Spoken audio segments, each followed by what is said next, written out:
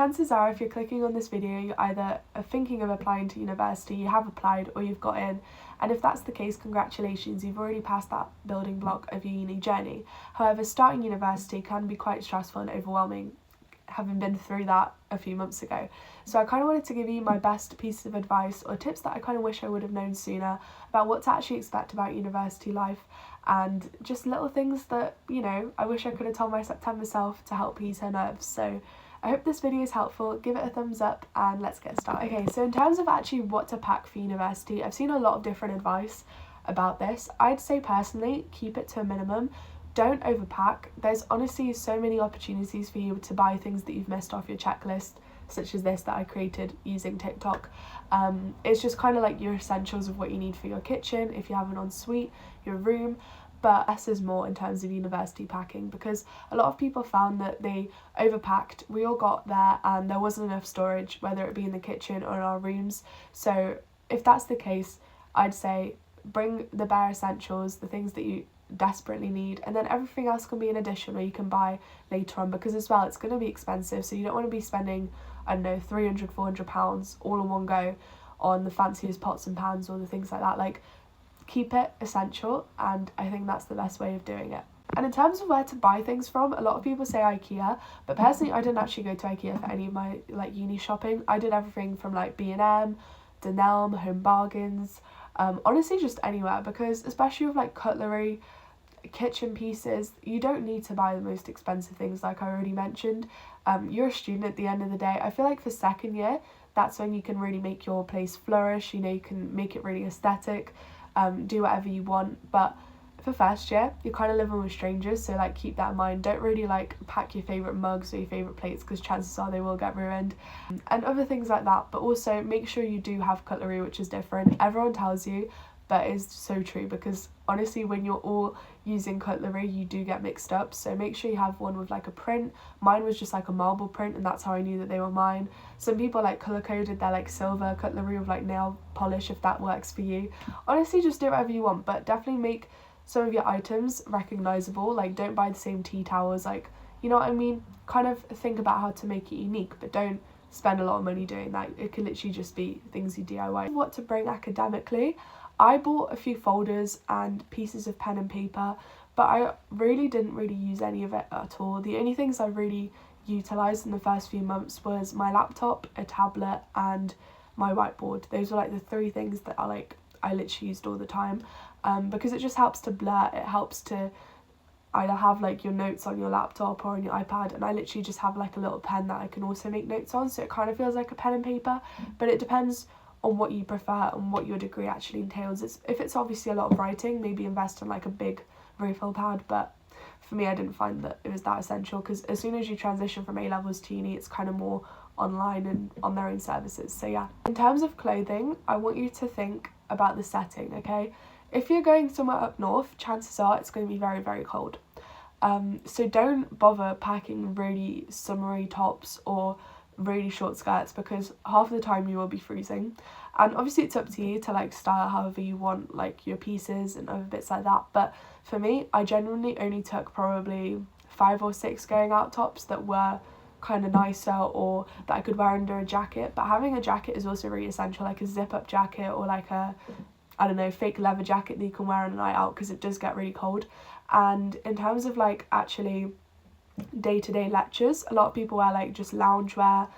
Some people just wear jeans and a hoodie. Like it doesn't have to be like really fashionable outfits that you're putting on every day. Like some people literally just show up in joggers, you know. So think about kind of your own style, and it also depends on the university that you're going to, but just try and pack again the bare essentials and things that will ideally keep you warm, because especially towards November, December time, it gets cold. Oh, and a little side note about shoes, I'd say keep a pair of trainers that you want for going out, because the club floors are really sticky and gross, so you don't want to be wearing your everyday trainers there.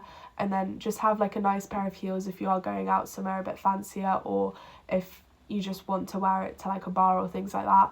And obviously just have like 2 or 3 pairs that you can wear to like the gym or just everyday wear. But other than that, I don't really think you need to spend a lot of like money on actually buying a lot of shoes. The next thing that I want to touch on is actually how to make friends at university. Now this is a big struggle for a lot of people, and what I did before I actually got to Leeds was I joined all of those like WhatsApp, Snapchat group chats, you know, full of people that are going to uni. But a lot of the time you'll find that the people that you meet in those group chats you never really meet in real life, because we all kind of form our own little groups to start with. Like you kind of start seeing people during Freshers Week, and then you kind of start settling down with different groups of people. So I'd say either go into your accommodation with an open mind, try and find people in real life. Like what I did and how I met a lot of my friends is I genuinely just knocked on other flats doors and I was like, hey, like, nice to meet you, like I'm your neighbour, that kind of thing. Just introduce yourself, or if people are in the common room, just go up to people and have a conversation. If you do want to use social media to like look at finding more friends, I definitely suggest Unify. That's how I found all my flatmates in first year. We all just put what rooms we were in and what comm, and it actually really helped connect us all before we actually even got there. And I did meet a lot of people that I actually met in real life through Unify, because normally you can filter it so it's like first year, second year, that kind of thing. So if you look at freshers, that's another good way of using that app, and I definitely found it really helpful as someone who like really wanted to meet new people going into university. And besides that, in terms of like your course mates, it's okay if you don't click with them straight away, but in that first week when you have introductory lectures, just try and go up to a group of people. Like I just went up to a group of guys with my 2 friends, and we just ended up sticking with them, and that's kind of our group for like lectures, or if we're walking to a seminar, that kind of thing. Like we've just made a big group. So if that's the case, honestly do that. And then in terms of flatmates, it's okay if you don't get on well with them. I think a lot of people put pressure on you to have really nice flatmates when you go to university. I'm quite lucky in the sense that I get on with most of mine, to be honest, but they don't have to be your people, and that's fine. You don't have to go out with them all the time.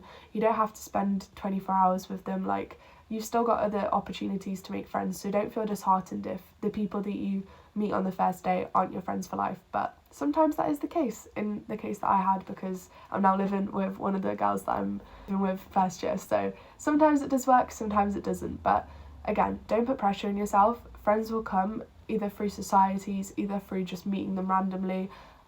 Honestly, even if you haven't made friends in the first semester, that's only semester 1, so don't worry about it. There's always so many opportunities to just bump into someone. And the next thing that I wanted to touch on is if you don't drink, like myself, how did I find that going into university? Because that's something that I was kind of worried about, because obviously drinking culture is a big part of uni life. And during Freshers Week, I feel like a lot of people are just going to be drinking like constantly, and so they don't really notice either way. But then if you just tell people that you don't really want to drink, or if that's just not your thing, people are really respectful of that. Like, no one ever really judges you for it, no one questions it. Like, if you're playing a drinking game, I just drink lemonade, you know, that kind of thing. And obviously it's fine to have a drink every once in a while. You do you, like, do whatever you feel comfortable with doing, but especially on nights out, I prefer to stay sober. So that's just kind of my own preference, and I will tell you that that is completely okay. Like, don't let social media tell you that you have to drink in order to have fun at uni, because I've had such great memories literally being sober all the time. So yeah, again, keep that in mind and don't feel disheartened, especially if you're going to like a party city like Nottingham. Even Leeds is pretty big on drinking, but even those bigger cities, they're completely fine with that. So I hope you have fun either way. In terms of actually moving away from home, I'd say bring something from home that reminds you of home. So like maybe something from your room to kind of give you a sense of like comfort or belonging. Try and just spend a bit of time with your parents, or like the people that have come with you up to uni in that first day, to kind of ease you into the process. And also just FaceTime them, call them. Like, there's nothing stopping you from, like, if you are missing home, try and just contact them. Or there's lots of people who go back during the weekends, so it's not as bad as you think it is. But let me know if you want me to make a separate video on how to deal with kind of moving away from home anxiety, or how I dealt with that separately. So yeah, I can make more general advice about that. I hope my tips have been helpful and that you've kind of gauged more about what starting university life might be like. And let me know if there's anything else in the comments that I haven't touched on that you'd like me to, and I can always do a part 2. But again, these are just things that I wish someone had told me if I was speaking to my 4-month ago old self, you know. But good luck with starting uni. You're going to do amazing. You're going to smash it. And let me know if there's anything else you want to see. I'll be doing uni day in the lives and things like that, so hopefully you can see what university is really all about. But yeah, keep smiling, keep being you, and I will see you next time, guys. Bye!